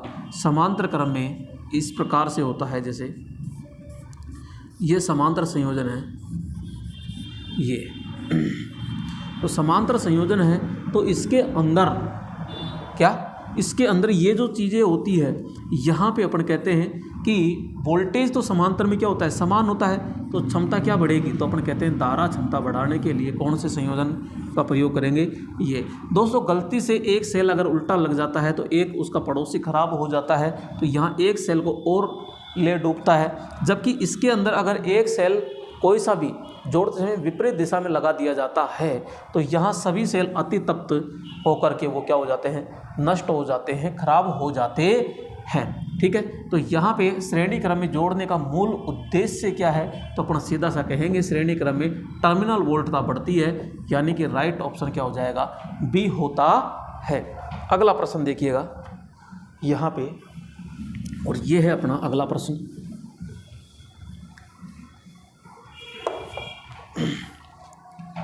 जैसे जैसे भार बढ़ता है डीसी पार्श्व पथ मोटर की गति होती है। तो मेरे दोस्तों यहाँ पे अपन कहते हैं कि ये आर्मेचर है और डीसी पार्श्व का मतलब होता है डीसी शंट। तो यहाँ पे डीसी शंट और ये अपनी सप्लाई होती है। क्वेश्चन ये कह रहा है कि जैसे जैसे भार बढ़ता है, भैया जैसे जैसे भार बढ़ेगा तो हमारी लोड धारा बढ़ेगी और लोड धारा आर्मेचर से गुजर जाती है और यहाँ पे फील्ड पर कोई प्रभाव नहीं पड़ता है। तो यहाँ पे जो हमारी गति होती है वो गति बैक ईएमएफ के समानुपाती, जबकि चुंबकीय फ्लक्स के विलोम अनुपाती होती है। तो यहाँ पे हमारा चुंबकीय फ्लक्स बिल्कुल कांस्टेंट रहता है, इसलिए इसकी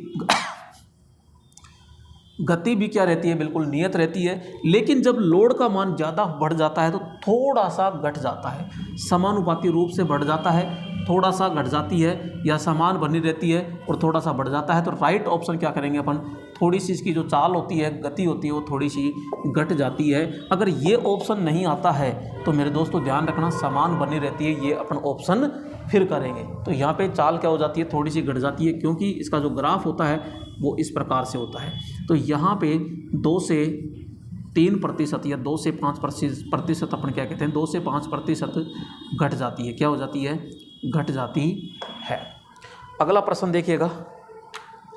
अगला प्रश्न है यहाँ पे, इंसुलेटिंग सामग्री का मुख्य गुण निम्न में से क्या होता है? तो दोस्तों यहाँ पे इंसुलेशन है, तो इंसुलेशन है तो अपन क्या कहेंगे कि भाई ये विद्युत का एक तो क्या होना चाहिए?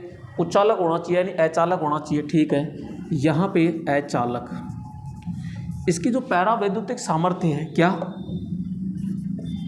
पैरा वैद्युतिक सामर्थ्य हमेशा क्या होनी चाहिए? उच्च होनी चाहिए। दूसरा, ये मार्केट में आसानी से उपलब्ध होना चाहिए। यहाँ पे नमी पर कोई प्रभाव नहीं पड़ना चाहिए। मौसम के ऊपर भी इफेक्ट, मौसम का इसके ऊपर कोई इफेक्ट नहीं पड़ना चाहिए। तो लो मेल्टिंग पॉइंट होना चाहिए। क्या? हाई डाइलेक्ट्रिक स्ट्रेंथ, जी हाँ, हाई डाइलेक्ट्रिक स्ट्रेंथ होना चाहिए। लो एफिशिएंसी होना चाहिए, तो अपन तो कहेंगे दक्षता तो क्या होनी चाहिए? उच्च होनी चाहिए। हाई कंडक्टिविटी, भाई हाई कंडक्टिविटी तो कैसे होगा? तो यहाँ पे लो कंडक्टिविटी होती है। तो यहाँ पे राइट ऑप्शन क्या हो जाएगा आपका? तो उच्च डाइलेक्ट्रिक स्ट्रेंथ होता है। तो यहाँ पे बी ऑप्शन क्या हो जाएगा? राइट होता है। अगला प्रश्न देखिएगा, और अगला प्रश्न अपन बात करते हैं इस पे।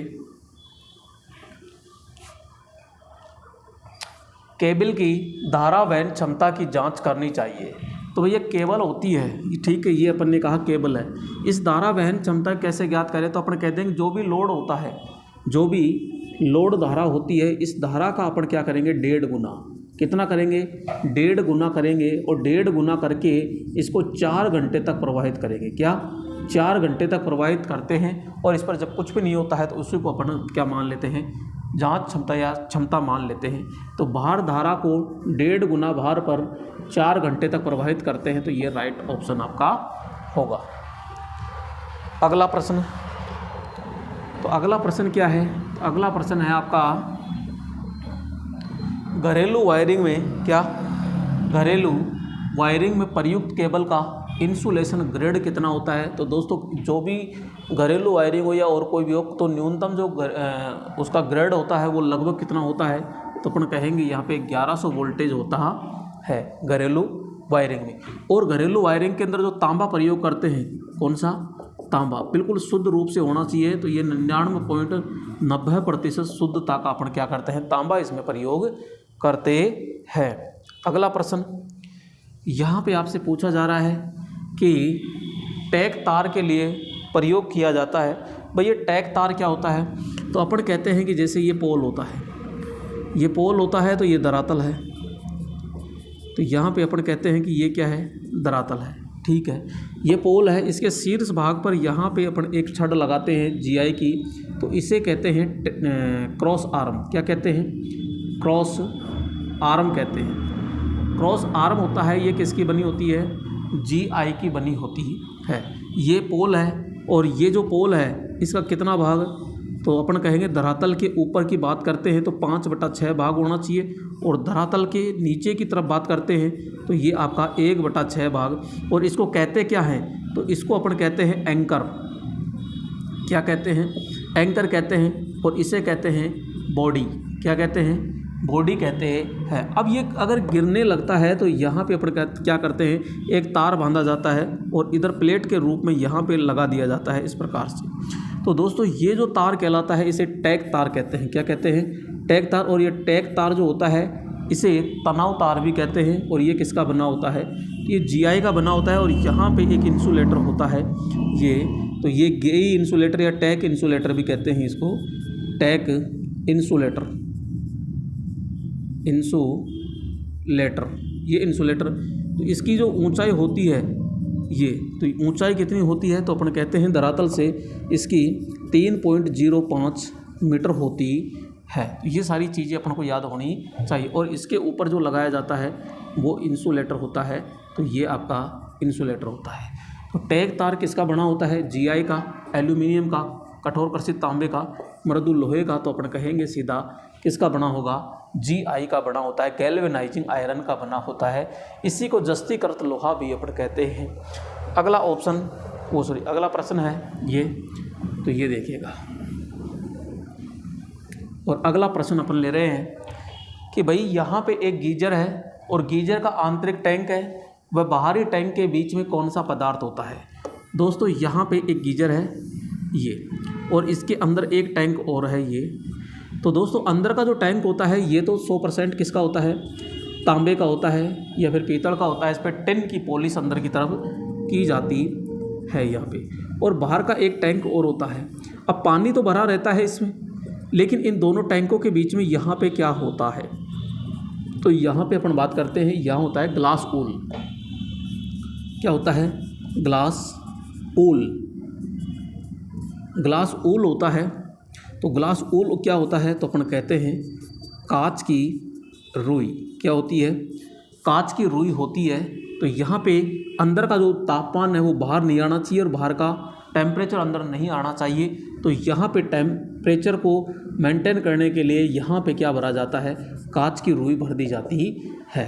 तो राइट ऑप्शन क्या हो जाएगा, यहाँ पे अपन कहेंगे C ऑप्शन क्या हो जाता है, राइट होता है। क्वेश्चन आपसे ये भी पूछा जा सकता है कि भाई यहाँ अब गीजर है, क्या ये अगर गीजर है तो यहाँ पे कितना डिग्री तापमान तक अपन गर्म कर सकते हैं। तो भाई यहाँ पे नॉर्मली अपन बात करते हैं तो 27 डिग्री सेंटीग्रेड से लेकर के यहाँ पे 88 डिग्री सेंटीग्रेड तक क्या कर सकते हैं, तापमान यूज कर सकते हैं। तो ये अपन को थोड़ा सा जानकारी में भी होना चाहिए। अगला प्रश्न, और अगला प्रश्न है अपना यहाँ पे 37 नंबर, कौन सा होना चाहिए, 37 नंबर है। तो यहाँ पे एक सामान्य मिक्सर यानी कि मोटर कितनी शक्ति खर्च करती है। तो यहाँ पे अपन कहते हैं कि जो मिक्सी होती है, यहाँ पे कि जो मिक्सी होती है ये सामान्यतः 400 वाट से लेकर के 600 वाट तक होती है। यहाँ पे यूनिवर्सल मोटर इसके अंदर लगी होती है। कौन सी मोटर होगी, यूनिवर्सल मोटर होती है। और जो यूनिवर्सल मोटर होती है इसकी गति जो होती है वो 3000 से कितनी होती है, 14000 RPM होती है। इसको कभी भी नो लोड पर नहीं चलाना चाहिए, हमेशा इसको फुल लोड पर ही चलाना चाहिए। तो यहाँ पे देखिएगा 120 वाट, 4000 वाट, यहाँ पे 1000 वाट और 400 वाट। तो राइट ऑप्शन क्या हो जाएगा, यहाँ पे डी ऑप्शन होता है। अगला प्रश्न देखिएगा यहाँ पे, और अगला प्रश्न है आपके, एक घरेलू ऊष्मीय उपकरण में साधारणतया ऊष्मीय तत्व का तापक्रम क्या होता है। तो एक घरेलू ऊष्मीय उपकरण में साधारणतया ऊष्मीय तत्व का तापमान क्या होता है। तो भाई यहाँ पे अपन कहते हैं कि घरों में जितने भी आपके उपकरण होते हैं उसके अंदर कितना होता है, तो 550 डिग्री सेंटीग्रेड से लेकर के 900 डिग्री सेंटीग्रेड तक का क्या होता है, तापमान होता। बहुत अच्छा क्वेश्चन है, वेरी मोस्ट है, कई बार क्वेश्चन पूछा जा चुका है। तो ये राइट ऑप्शन होगा, इसमें ए ऑप्शन होता है। अगला प्रश्न अपन देखते हैं यहाँ पे, और ये है आपका अगला प्रश्न। तो ऊष्मक में उपयोग हुआ ऊष्मारोधी पदार्थ खालिस्तान होता है। भाई यहाँ ऊष्मक कहता है आपका, यहाँ प्रेस हो सकती है, हीटर हो सकती है, उपयोग किया गया ऊष्मारोधी कह रहा है ना, ऊष्मारोधी खालिस्तान होता है। तो यहाँ माइका, एस्बेस्टस, पोर्सिलिन या कांच, ऊन। तो यहाँ पे अपना राइट ऑप्शन क्या हो जाएगा, क्योंकि अपन पोर्सिलिन ज़्यादातर यूज में लेते हैं। अगला प्रश्न, और अगला प्रश्न देखिएगा ध्यान से, यहाँ पे है विद्युत दबाव को मापने वाला यंत्र क्या होता है। तो भाई विद्युत दबाव तो अपन कहते हैं यहाँ नॉर्मल ये लैंप है और यहाँ पे ये है, तो इसमें धारा जारी है। तो धारा को प्रवाह करने के लिए किसका प्रयोग किया जाता है, तो अपन कहते हैं ईएमएफ का प्रयोग किया जाता है। तो ईएमएफ क्या है, इलेक्ट्रोमोटिव फोर्स है, फोर्स का मतलब दबाव है। तो ये विद्युत दबाव कौन है, तो अपन कहते हैं ईएमएफ। और ईएमएफ का मात्रा क्या है, वोल्टेज, और वोल्टेज को किसके द्वारा मापेंगे, तो वोल्ट मीटर के द्वारा मापा जाता है। तो राइट ऑप्शन तो क्या हो गया यहाँ, वोल्ट मीटर, ये तो वोल्ट मीटर। जबकि वाट मीटर से क्या मापते हैं अपन, पावर मापते हैं, शक्ति मापते हैं। एमीटर से क्या मापते हैं, तो अपन कहेंगे धारा मापते हैं यहाँ पे। और पावर फैक्टर से मापते हैं अपन शक्ति गुणांक, क्या मापते हैं, पावर फैक्टर मापते हैं। तो यहाँ शक्ति गुणांक से पावर फैक्टर मापेंगे। एमीटर से क्या मापेंगे, ये। तो एमीटर कहाँ जुड़ा होता है, फेज तार के श्रेणी में होता है। जबकि आपका वोल्ट मीटर जो होता है, वोल्ट मीटर कहाँ होगा, सप्लाई के समांतर क्रम में होता है। राइट ऑप्शन क्या हो जाएगा यहाँ पे, सी ऑप्शन होता है। अगला प्रश्न देखिएगा दोस्तों, अगला प्रश्न होता है ये। तो यहाँ पे अगला प्रश्न कमेंट कीजिएगा और इसका राइट ऑप्शन क्या होगा, क्योंकि बहुत ही अच्छा क्वेश्चन है, बहुत ही इजी है। अगर दोस्तों इसका आप जवाब नहीं दे रहे हो तो आपकी तैयारी बहुत ही ज़्यादा कमज़ोर चल रही है। तो विद्युत का सबसे उत्तम होता है, तो यहाँ पे सोना है, चांदी है, एल्यूमिनियम है, प्लेटिनम है। तो दोस्तों यहाँ सारे के सारे चालक है, लेकिन वो पूछ रहा है सबसे अच्छा चालक कौन सा होता है, सोना है, चांदी है, एल्यूमिनियम है या प्लेटिनम है।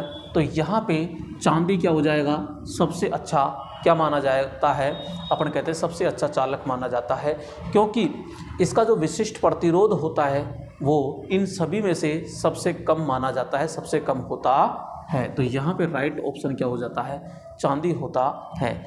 जबकि सोना जो होता है ये सबसे तन्य, सबसे मुलायम है, सबसे अधिक इसका पतला तार बनाया जा सकता है।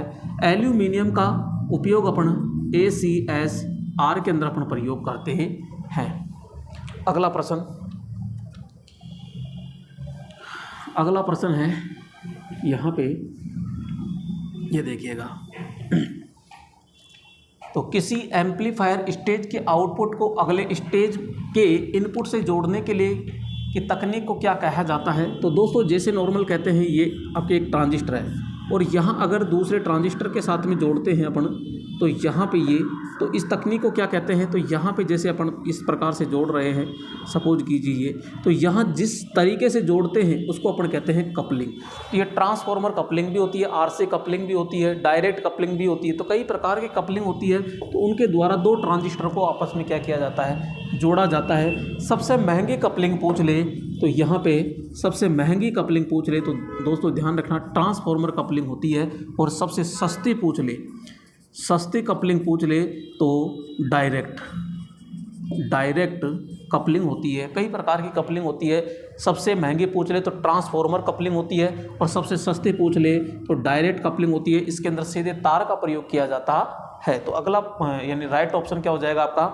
यहाँ पे C ऑप्शन होता है। अगला प्रश्न देखिएगा यहाँ पे, ये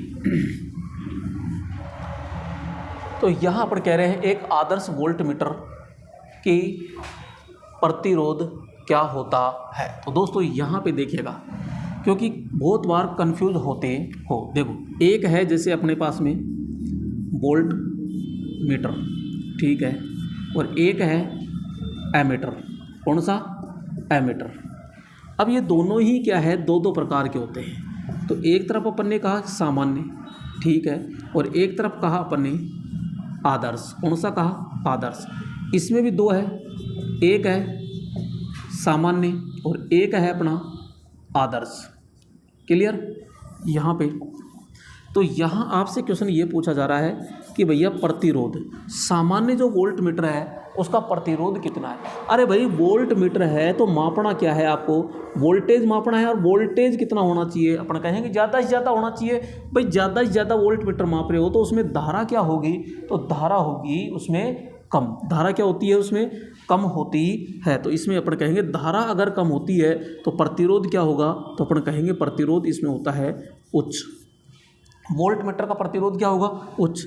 जबकि यहाँ पे अपन से पूछेगा कि धारा क्या होती है तो अपन कहेंगे धारा होती है निम्न। इसी प्रकार एमीटर है तो एमीटर से क्या मापोगे? धारा क्या होनी चाहिए? ज़्यादा से ज़्यादा। तो अपन कहेंगे धारा अगर ज़्यादा से ज़्यादा है तो धारा तो क्या हो जाएगी? उच्च। और प्रतिरोध क्या हो जाएगा? निम्न। ये तो बात हुई सामान्य की। अब आदर्श की बात कहते हैं तो आदर्श 1% भी गलती नहीं होनी चाहिए, एरर नहीं होना चाहिए।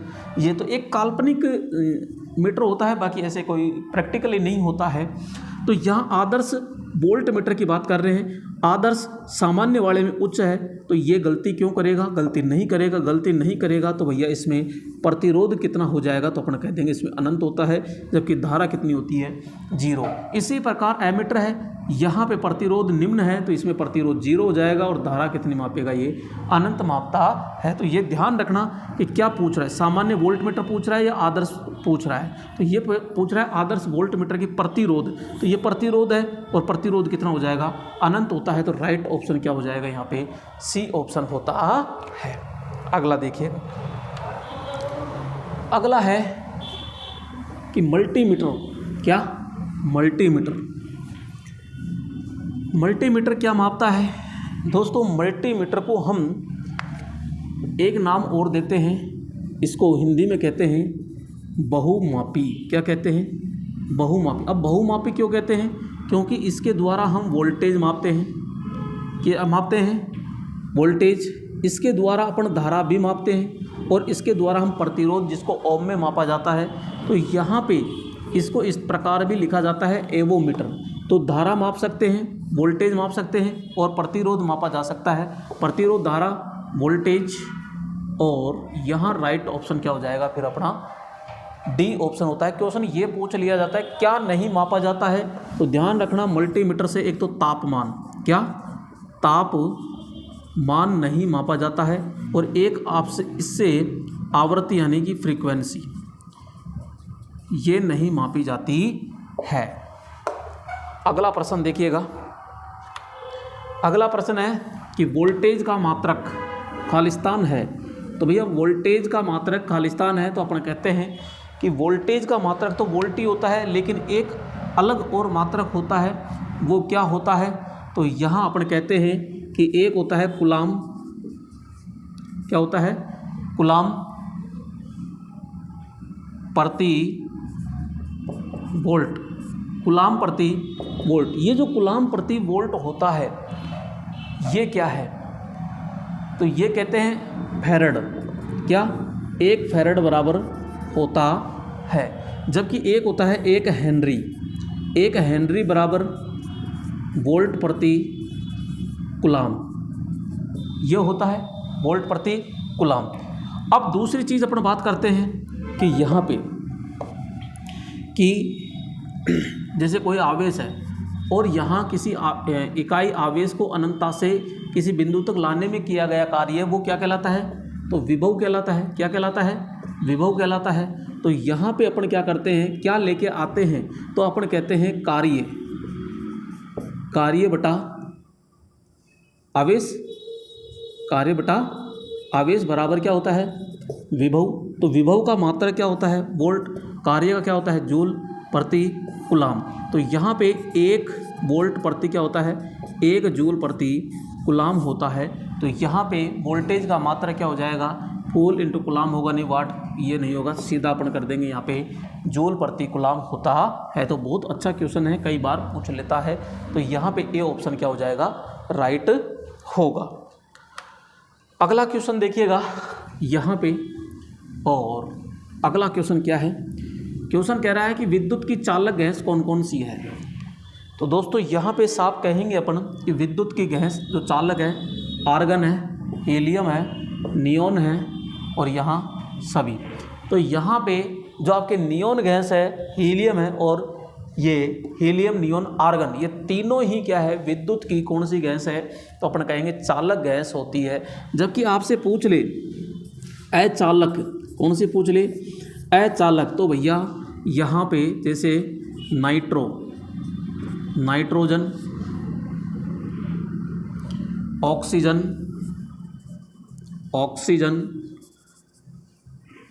हाइड्रोजन, शुष्क हवा, ये सारी क्या है? तो अपन कहेंगे ये अचालक गैसें होती है। तो राइट ऑप्शन इसमें तो क्या हो जाएगा? डी ऑप्शन होता है।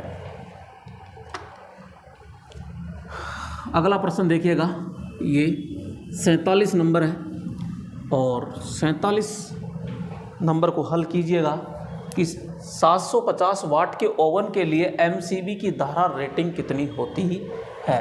तो दोस्तों यहाँ 750 वाट का एक ओवन है, उसके लिए अपन को क्या लगानी है? यहाँ पे एक एमसीबी लगानी है। एक 3 एम्पियर की होगी, एक 15 एम्पियर की होगी, एक 10 एम्पियर की, एक 5 एम्पियर की। दोस्तों अगर 3 एम्पियर की लगाते हैं तो वो कम रह जाती है। क्यों? क्योंकि 750 वाट होता है और 750 वाट के लिए 3 एम्पियर निम्न है और 10 और 15 काफ़ी ज़्यादा है। तो यहाँ राइट ऑप्शन अपना क्या हो जाएगा? तो अपन करेंगे 5 एम्पियर। कितना करेंगे? 5 एम्पियर। अगला है यहाँ पे 48 नंबर, गर्म या लाइव या जीवित या सजीव तार कौन सा होता है? तो अपन कहेंगे भाई एक होता है फेज, एक होता है न्यूट्रल और एक होता है अर्थिंग। इसी को अपन क्या कहते हैं? गर्म तार कहते हैं। इसी को अपन लाइव तार कहते हैं। इसी को अपन जीवित कहते हैं। इसी को अपन सजीव कहते हैं। इसी को अपन चरण कहते हैं, चरण। इसी को अपन कला कहते हैं, कला तार। जो न्यूट्रल होता है इसी को मृत कहते हैं, मृत तार। इसी को उदासीन कहते हैं। क्या कहते हैं? उदासीन कहते हैं। इसी को ठंडा कहते हैं। इसी को कोल्ड कहते हैं, कोल्ड। इसी को तटस्थ कहते हैं, तटस्थ, तटस्थ कहते हैं। यहाँ पे जो अर्थिंग होता है, इस अर्थिंग को क्या कहते हैं? तो इसको अर्थ तार भी कहते हैं। इसी को भू संयोजन कहते हैं या भू तार कहते हैं। ये जो होता है ये लाल रंग का होता है, जबकि ये काला रंग होता है, जबकि ये आपका हरा रंग होता है। तो यहाँ पे दोस्तों आपके क्या हो जाएंगे, गर्म तार तो फेज तार होता है। अगर वो आपसे मृत पूछ ले, उदासीन, ठंडा, कोल्ड या तटस्थ पूछ ले तो न्यूट्रल हो जाएगा। और यहाँ पे कैथोड है तो अर्थ आता तो अपन करते हैं। ठीक है, तो यहाँ पे ए ऑप्शन क्या हो जाएगा, राइट होता है। अगला प्रश्न, और अगला जो प्रश्न है आपके वो कौन सा है, तो यहाँ पे देखिएगा अगला प्रश्न है यहाँ पे टर्बो अल्टरनेटर में सामान्यतः होता है। भैया टर्बो अल्टरनेटर जो होता है इसी को अपन क्या कहते हैं, बेलनाकार। क्या कहते हैं, बेलनाकार होता है। और ये बेलनाकार में जो पोल की संख्या होती है वो 2 या 4 होती है। इसमें अगर गति पूछ ले तो इसकी गति जो होती है वो 1500, कितनी, 1500 से 3000 RPM होती है। यहाँ पे वोल्टेज जो होता है वो उच्च होता है। यहाँ पे इसका संतुलन होता है, संतुलन वो अच्छा होता है। क्या होता है, संतुलन अच्छा होता है। और इसका अगर व्यास की बात करते हैं, व्यास तो वो कम होता है। यहाँ पे लंबाई की बात करते हैं तो लंबाई क्या होती है, इसकी अधिक होती है। तो यहाँ राइट ऑप्शन क्या हो जाएगा, तो यहाँ पे डी ऑप्शन होगा, यानी कि 2 पोल।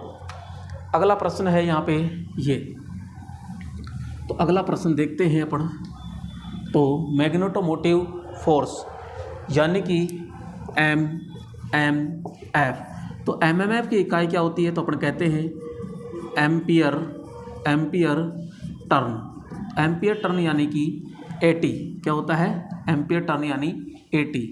दोस्तों यहाँ पे ये वेबर किसकी इकाई है, तो अपन कहते हैं कि ये चुंबकीय फ्लक्स किसकी इकाई है, चुंबकीय फ्लक्स। टेस्ला किसकी इकाई है, तो अपन कहते हैं चुंबकीय फ्लक्स घनत्व, जिसका प्रतीक क्या होता है, तो अपन कहते हैं कि B होता है। यहाँ पे रिलक्टेंस है, इसकी इकाई क्या है, तो अपन कहते हैं एम्पियर टर्न प्रति वेबर होती है। और एम्पियर टर्न जो होता है AT, ये तो अपन ने बता दिया कि MMF होती है। तो राइट ऑप्शन क्या हो जाएगा इसमें, एम्पियर टर्न होता है। तो दोस्तों ये थे अपने आज के 50 टॉप क्वेश्चन। तो दोस्तों आपको एक एक प्रश्न को तरीके से समझा होगा और यहाँ आपको काफ़ी अच्छा भी लगा होगा। तो दोस्तों यहाँ पे अगर अच्छा लगा है तो आप कमेंट ज़रूर कीजिएगा कि आपको क्लास कैसी लगी है। ठीक है, तो नेक्स्ट क्लास में फिर मिलते हैं 50 क्वेश्चनों के साथ। ठीक है दोस्तों, धन्यवाद।